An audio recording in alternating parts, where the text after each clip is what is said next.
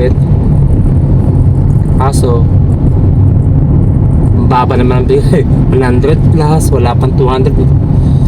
Kaya di ko kinukuha. So medyo natagalan ako.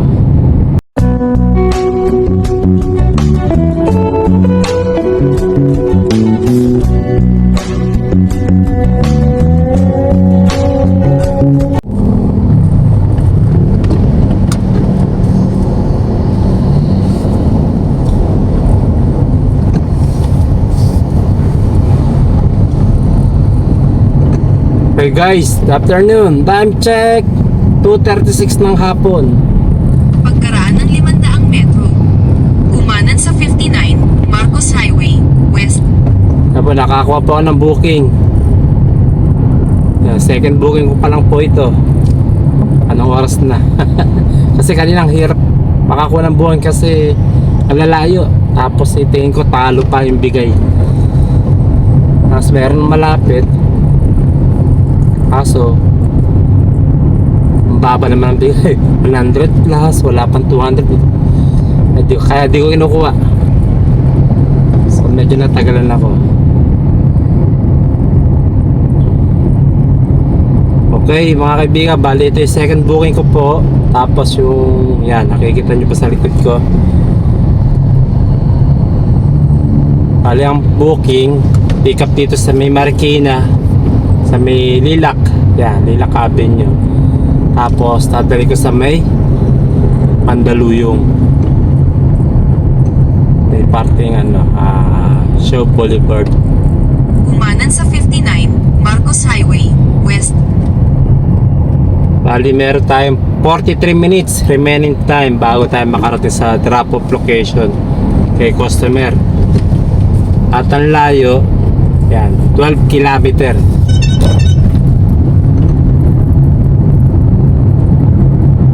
Pagkaraan ng 1.7 kilometro, dumiretso lang sa 59 Marcos Highway, West. Kasi pag mag-update ni Waze. Yan, si Waze po gamit ko. Hihira ko lang gamitin yung Google. Hindi ako sanay sa Google. Basta sanay ako sa Waze talaga.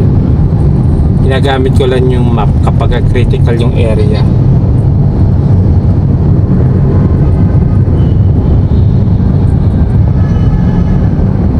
Pakita ko sa inyo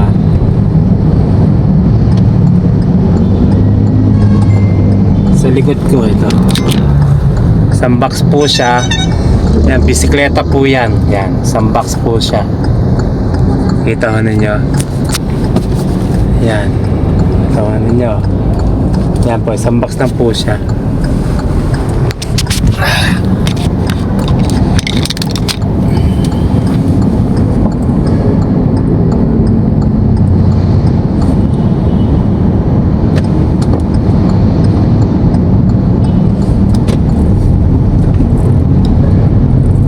Sinasabi ko sa mga vlog ko, tatlong klase payment dito sa booking nito dito sa Transportify. Una, business booking, yung mga company o may mga business, may mga negosyo. Ang kalawang booking, yung payment, yung sa GCash, yan. Tatanungin ni customer kung ano GCash number mo para i-set yung payment niya sa iyo, sa GCash mo.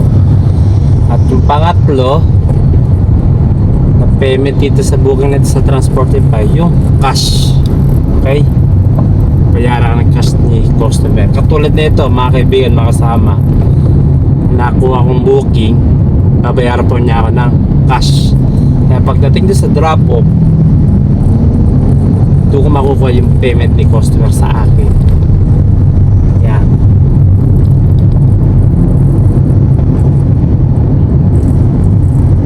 Ang babad sa atin ito ni customer 370 pesos. Siyempre yung kailangan pa commission ni customer ni Transportify, so maabot na 400 plus 430 yata. Double check ko lang ha. Exit muna ako sa Waze ko para makita ko yung yan, 465 ang sisingili ko kay customer. Pero ang kita ko talaga mismo dito, 370 lang po. Kasi yung the rest nyan, commission A, Transportify.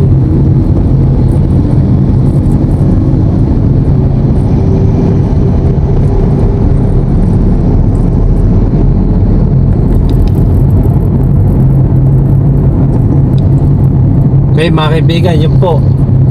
Yan, inulit ko, 370 ibabad sa ating customer cash. Yun ang tubo yung kita ko ha. Pero yung mismo masisilo kay customer 465. Okay? Kasi cash nga payment. Bali yung commission ni Transportify sa akin, dun ibabawas sa wallet ko pag was natapos ko na to. Gets nyo na ho ba? Ganun po.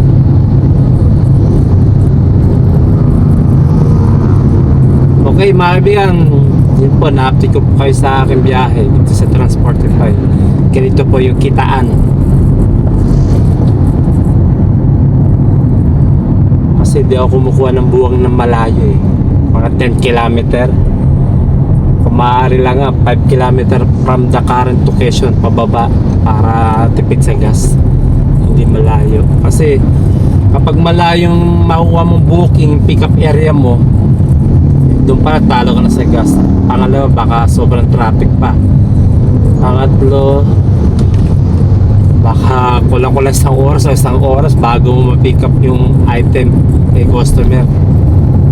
Tawag ka makarag sa pick up area, diba? So talo ka na doon. Dapat mas maganda para sa akin, suggest ko lang po sa inyo, para hindi tayo talo sa gas sa oras. Dapat 5 kilometer pababa from current location bago nyo kunin yung booking.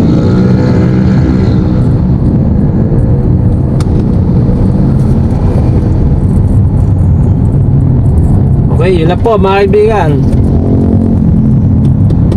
Bali, pangalawang booking ko lang po ito ngayong araw na to. Bali, pag natapos ko to, puro lahat-lahat ang kinita ko, kulang-kulang 900 pa lang. Hindi ko alam, pagkatapos na ito, baka bumiyay pa, katisa na lang o hindi na. Bahala na, pag ako sinipag.